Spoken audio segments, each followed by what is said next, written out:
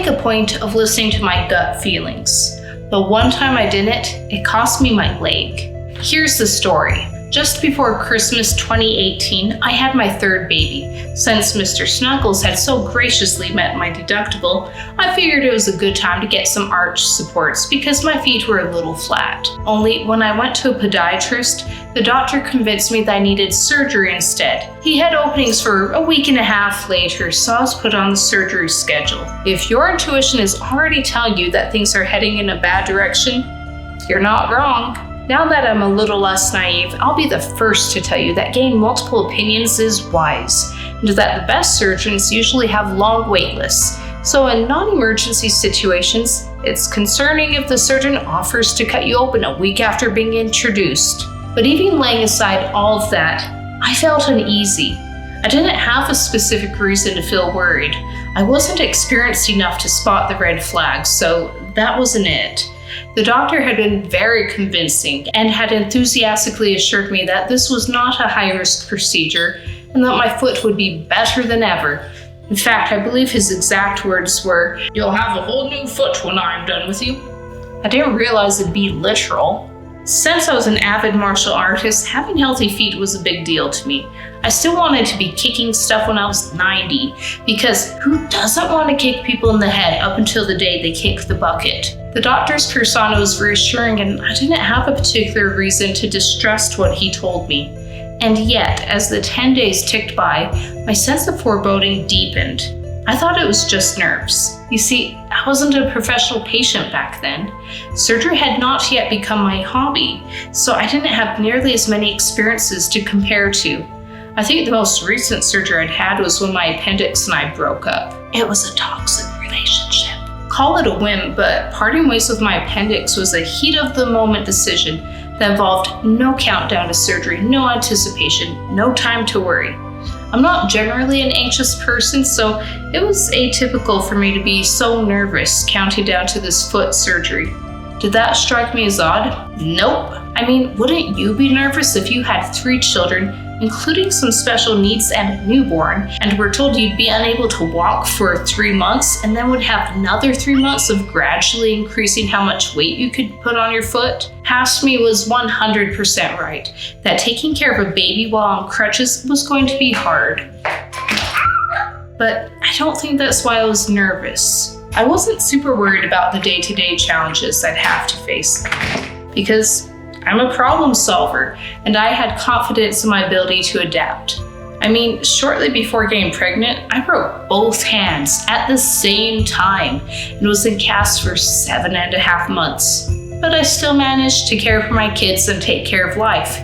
That's actually a pretty crazy story. I think I'll share it next week, so click the bell if you don't want to miss it. I remember reasoning that having one leg in a cast probably wouldn't be any harder than having both hands in casts.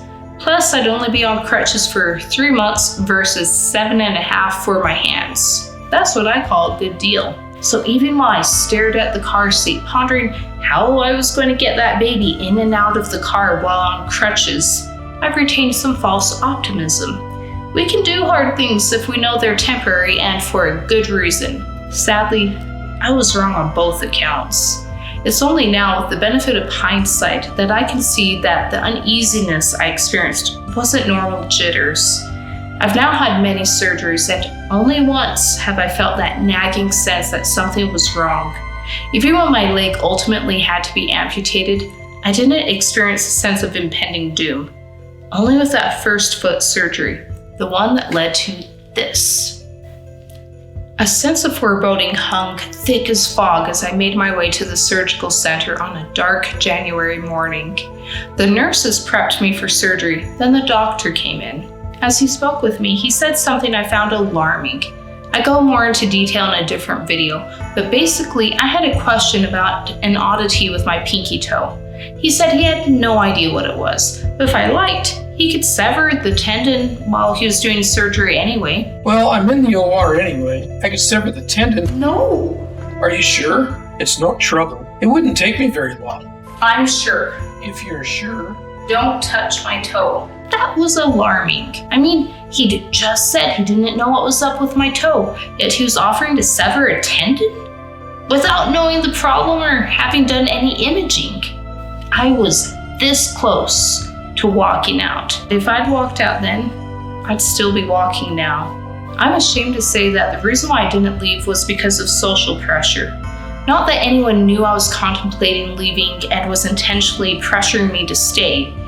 It was just the situation, knowing that people were waiting for me in the operating room, expecting me to appear any minute and have surgery.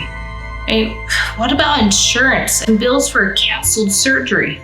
What reason would I give for backing out? I have a bad feeling and I don't trust you. That would have felt like I was insulting a doctor who seemed like a nice guy. I'm not good at saying things I think will hurt people's feelings, so I said nothing. I feel like culturally, we're conditioned to trust doctors, and most of the time that's worked out for me. But when things go wrong, they can go very wrong. I reasoned that it was just nerves and I'd feel better once I got it over with. Even as I was wheeled into the operating room, I kept telling myself that everything would be fine. It wasn't. I woke in excruciating pain, unlike any of the many other foot surgeries I've had since. Nor did I ever fully recover from that first surgery. The 3 months I'd anticipated being on crutches turned into years. My newborn grew into a toddler. As my situation deteriorated, I was put in a wheelchair, and eventually, my leg was amputated. You probably don't need me to spell out the key lessons here. Don't put other people's feelings above your personal safety. Don't place your well-being in the hands of someone you don't trust, and don't rationalize away your intuition. The doctor isn't the only one who could have done things better. My decisions had an impact on the outcome. The good news is that my decisions still continue to impact the outcome. I can't go back in time and tell my past self what to do, but I can have a say in my present and my future. We all make mistakes. Some cast very long shadows with consequences that will never be dispelled. But that doesn't mean we can't also choose to have light. Despite how dramatically wrong things went, I'm grateful for the experience I've gained and how I've changed as a person. Many of the most meaningful lessons learned in life occur when things go wrong. One of the most vital lessons is forgiveness. So here's a story of how I forgave the doctor who started me down the path to amputation. I also have plans for making a video about how I forgave myself for my mistakes. May we all have more grace for ourselves and others. I'm Stephanina. Thank you for joining me on my amputee adventures.